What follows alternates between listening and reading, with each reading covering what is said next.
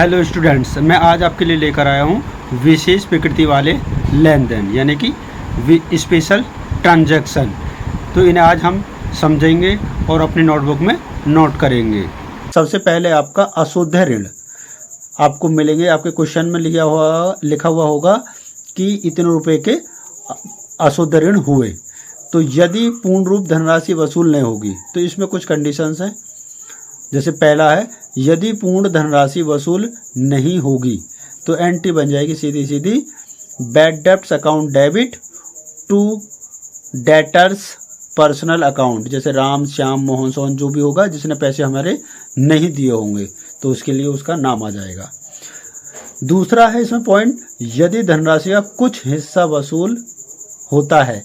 मान लीजिए हमें किसी से 10,000 रुपये लेने हैं, 10,000 में से 5,000 रुपये वो दे देता है और बाकी पैसा नहीं देता है, तो क्या हो जाएगा, जितना उसने दे दिया है उसके लिए कैश या bank account debit to personal account.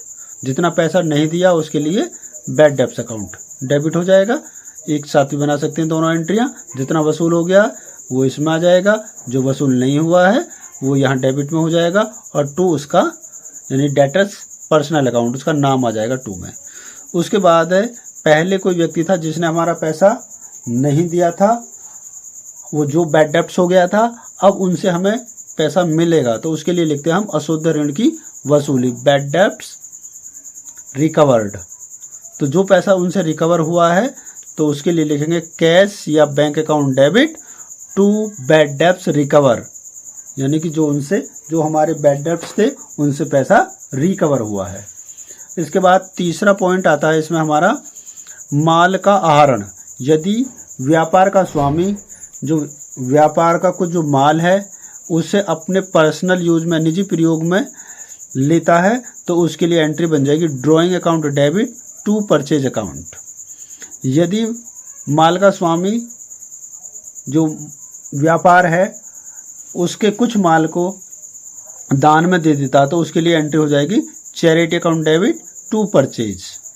अगर व्यापार का स्वामी या मालिक कुछ माल को क्या करेगा, माल को नमूने के रूप में फ्री में बांटेगा, distribution of goods as a free sample. Free sample मतलब अब वो प्रचार के लिए अपने कस्टमर्स को उसे बांट रहा है तो उसमें क्या हो जाएगा, लिख देंगे advertisement account debit to purchase. ठीक है, आगे बढ़ते हैं। नेक्स्ट एंट्री होगी आपकी इसी तरीके की,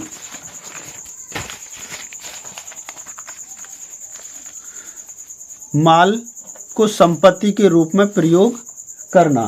यदि व्यापार का स्वामी माल को अपने संपत्ति के रूप में प्रयोग करता है, मान लीजिए कोई व्यापारी है वो फर्नीचर का बिजनेस करता है और उसमें से एक मेज या एक चेयर या जो भी आइटम है उन्हें अपने बिजनेस में यूज करने लगता है, बेचता नहीं है, उन्हें यूज करता है, बैठने के लिए, काम करने के लिए यूज करता है, तो उसके लिए क्या एंट्री बन जाएगी, furniture account debit to purchase account. Furniture होगा या अगर कोई लैपटॉप का बिजनेस करता है तो उसके लिए लैपटॉप, कंप्यूटर, जो भी एक्सेट्रा एलिमेंट होगा, जिसका बिजनेस कोई मोबाइल का बिजनेस करता है तो उसके लिए मोबाइल डेबिट टू परचेज, इस तरीके से। इसके आगे कुछ बैंक संबंधी लेन देन है। जैसे पहला, ग्राहक से चेक प्राप्त कर उसी दिन बैंक में जमा करने पर। किसी ग्राहक से हमें चेक प्राप्त हुआ और उसी दिन यानी सेम दिन हमने उसे बैंक में जमा कर दिया तो उसके लिए क्या एंट्री बन जाएगी, bank account debit to customers account. Customer मतलब राम, श्याम, जिसने भी हमें वो चेक दिया है। इसके बाद यदि हम चेक को उसी दिन जमा न करके बाद में जमा करें तो उसके लिए क्या एंट्री बनेगी, ग्राहक से चेक प्राप्त कर उसी दिन बैंक में जमा न करने पर, तो एंट्री बन जाएगी cheque in hand account debit to customers account. Same वही मोहन, सोहन जो भी व्यक्ति होगा उसका नाम आ जाएगा। इसके बाद है नेक्स्ट पॉइंट, ग्राहक से प्राप्त चेक कुछ दिन बाद बैंक में जमा करने पर। जो अभी मान कह सकते हैं कि जो ऊपर हमें चेक मिला था उसे 2 दिन बाद या 1 दिन बाद हम बैंक में जमा करने गए तो क्या एंट्री बन जाएगी, bank account debit to cheque in hand. जो ऊपर चेक इन हैंड डेबिट हुआ था वो यहाँ क्रेडिट हो जाएगा। उसके बाद जो हम चेक जमा करके आए हैं उसका पैसा बैंक को नहीं मिलेगा, यानी कि चेक क्या हो जाएगा, अनादृत या डिसऑनर्ड होने पर एंट्री बन जाएगी कस्टमर्स अकाउंट डेबिट, मतलब राम श्याम मोहन सोहन जो भी व्यक्ति होगा जिससे चेक मिला उसका नाम डेबिट, और टू बैंक अकाउंट। आगे नेक्स्ट एंट्री है, ग्राहक से प्राप्त चेक को कुछ दिन बाद दूसरे ग्राहक को बेचान करने पर। कह सकते हैं कि जब किसी व्यक्ति से हमें चेक मिला है और वो चेक हम किसी दूसरे व्यक्ति को दे दें, वो चेक मतलब हमें ए ने दिया है और उस चेक को हम बी को दे दें, तो क्या एंट्री बनेगी।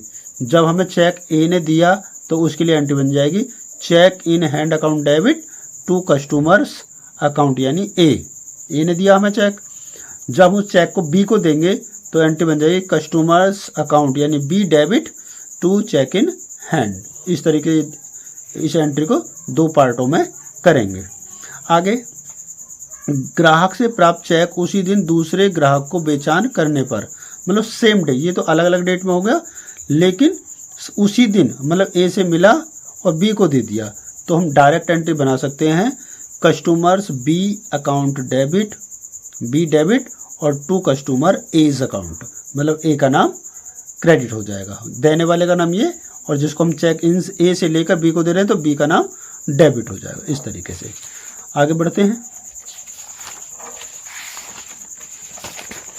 जो नेक्स्ट एंट्री है वो एंट्री आपकी ओपनिंग एंट्री, मतलब कोई पुराना बिजनेस था हम उसको दोबारा से रीस्टार्ट कर रहे हैं, तो जिसमें जो क्या कहते हैं इसको प्रारंभिक एंट्री भी बोलते हैं।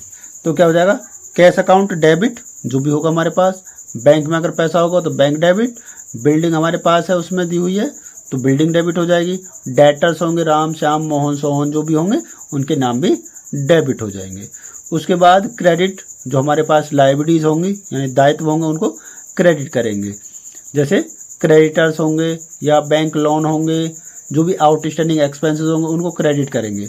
इसके बाद क्या करते हैं, असेट साइड का टोटल करने के बाद जो लायबिलिटी साइड का टोटल होगा क्रेडिट का उन्हें क्रेडिट करने के बाद इसमें से माइनस करने के बाद किसको, लायबिलिटीज को, यहाँ मैंने फॉर्मूला लिखा कैपिटल इक्वल होता है एसेट्स माइनस लायबिलिटी, मतलब टोटल एसेट्स को जोड़ेंगे जो डेबिट में होंगी और उनमें से जो क्रेडिट में होंगे उन्हें माइनस करने के बाद जो बैलेंस बचेगा उसे लिखेंगे कैपिटल। अगर कैपिटल दे रखा है तो दोनों का टोटल इक्वल आएगा, डेबिट का भी और क्रेडिट का भी। इस तरीके से मैंने कुछ पॉइंट लिखे हुए हैं जैसे आप समझ सकते हैं, expenditure on installation of plant and erection of building, मतलब प्लांट की स्थापना या भवन के निर्माण पर किए गए व्यय, जैसे carriage, freight, wages and installation of plant are capital nature, so these should B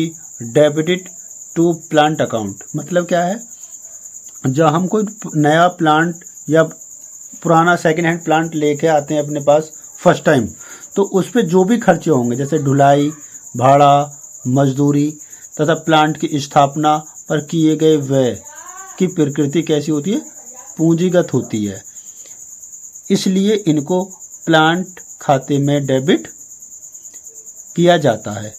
कहने का मतलब ये है, जब हम कोई भी नई वस्तु लेकर, नई संपत्ति लेकर आएंगे उस वक्त जो उस फर्स्ट टाइम जो एक्सपेंसेस किए जाएंगे सब उसकी कॉस्ट में जोड़ दिए जाते हैं।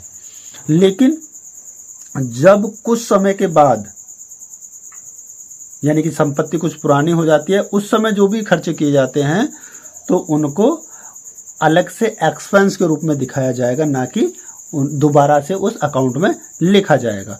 अब ऐसे ये दूसरा, जब हम कोई भवन का निर्माण करवाते हैं, expenditure incurred during construction of building such as material, wages, construction और cycle shed etcetera should also be debited to building account.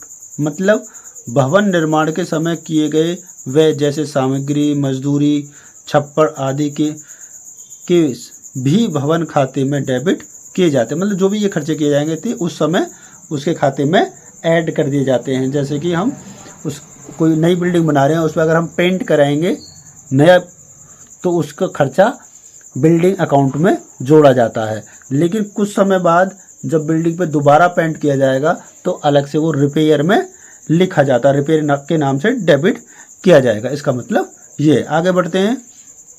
कुछ और भी एंट्रियां हैं जो वर्ष के अंत में की जाती हैं। क्या है? Some special entries at the end of the year. वर्ष के अंत में की जाने वाली कुछ विशेष प्रविष्टियां, जैसे है आपका नंबर 1 आउटस्टैंडिंग एक्सपेंस यानी अदत्त व्यय। तो जैसे कि मान लीजिए हमारा 1 महीने की सैलरी बकाया है, तो उसके लिए क्या एंट्री बन जाएगी? सैलरी अकाउंट डेबिट और टू आउटस्टैंडिंग सैलरी अकाउंट। मतलब सैलरी की जगह आपका कोई भी एक्सपेंस हो सकता है। मान लीजिए आपका रेंट रह गया है या अदर कोई कमीशन है एक्सेट्रा, जो भी आपका खर्चा रह गया पेड करने से वर्ष के अंत में जब आपका अकाउंट बनाए गए हैं, यानी फाइनल अकाउंट आप बना रहे हैं, उस समय जो भी खर्चे रह गए हैं उन सबको इसी तरीके से एंट्री बनाएंगे। आगे बढ़ते हैं नेक्स्ट एंट्री की तरफ। नेक्स्ट एंट्री आपकी प्रीपेड एक्सपेंस यानी कि पूर्वदत्त व्यय। पूर्वदत्त व्यय ऐसे व्यय यानी कि जब आप फाइनल अकाउंट बना रहे हैं उस समय कुछ खर्च ऐसे हैं जिनका आपने एडवांस में पे किया हुआ है। मतलब आपके खर्चे हुए 100 रुपये के, आपने उनको 200 रुपये पे किया हुआ है, तो वो 100 रुपये आपके क्या रह जाएंगे? प्रीपेड रह जाएंगे। मान लीजिए जैसे कि बीमा होता है। Insurance premium account debit to cash account. आगे तीसरा जो पॉइंट है हमारा उपार्जित आय है। उपार्जित आय से मतलब होता है हमारी ऐसी आय जो हमें कमा ली गई है लेकिन अभी प्राप्त नहीं हुई है। तो ऐसी कौन सी इनकम होगी? जैसे मान लो एक महीने की सैलरी है जो हमको 7 तारीख को मिलेगी या 10 तारीख को मिलती है। अगर हमारे अकाउंट 31 मार्च को क्लोज हो रहे हैं तो 31 मार्च को क्लोज होंगे, तो हमारी मार्च के महीने की जो सैलरी है 31 मार्च के लिए क्या रहेगी? एक्रूड रहेगी। तो क्या हो जाएगा? एक्रूड कमीशन है, तो मैंने यहाँ एग्जाम्पल कमीशन का लिया है, तो commission accrued commission account debit to commission. उसके बाद इसमें दूसरा एग्जाम्पल भी मैंने अनुपार्जित आय में भी कमीशन का ही लिया है।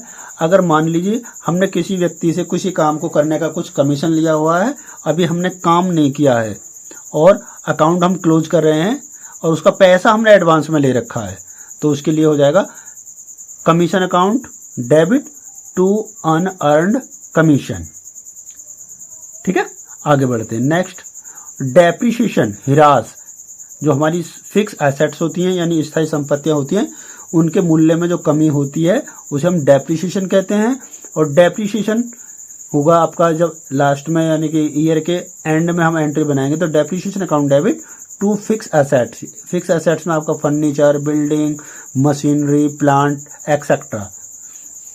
आगे बढ़ते हैं। नेक्स्ट है आपका इंटरेस्ट ऑन कैपिटल, पूंजी पर ब्याज। तो पूंजी पर ब्याज जब आप लगाएंगे तो उसकी एंट्री बन जाएगी interest on capital account debit to capital, क्योंकि इंटरेस्ट ऑन कैपिटल को कैपिटल में ऐड कर दिया जाता है, तो इससे आपकी कैपिटल बढ़ जाती है। आगे बढ़ते हैं। इंटरेस्ट ऑन ड्रॉइंग, आहरण पर ब्याज। आहरण मतलब आपने बिजनेस का पैसा यूज किया है तो उस पर बिजनेस इंटरेस्ट लेगा, तो उसके लिए क्या होगा? हमारे आहरण बढ़ जाएंगे क्योंकि बिजनेस को पैसा वापस करना है। तो drawing account debit to interest on drawing, मतलब इंटरेस्ट ऑन कैपिटल, कैपिटल में प्लस होता है, इंटरेस्ट ऑन ड्राइंग, ड्राइंग में ऐड होता है। आगे बढ़ते हैं नंबर 8 की तरफ। इनकम टैक्स पेड, आयकर का भुगतान। इनकम टैक्स जो है वो आपकी एक जो व्यक्ति है उसकी इनकम पर लगाया जाता है। ठीक है, बिजनेस का नहीं है ये खर्चा, बिजनेस का नहीं माना जाता, ये व्यापार के स्वामी का माना जाता है, इस वजह से इसको ड्राइंग लिखते हैं। तो drawing account debit to cash या बैंक अकाउंट। आगे number 9 provision for doubtful debts on debtors. इसका मतलब यह है कि आपने जो कुछ ऐसे प्रोविजन हम बनाते हैं, हमें लग रहा है कि फ्यूचर में हमें कोई लॉस होने वाला है या कोई एक बड़ा खर्चा हमारे सामने आने वाला है, तो हम उसके लिए पहले से ही कुछ आयोजन यानी कि प्रोविजन बना लेते हैं। तो उसके लिए क्या हो जाएगा?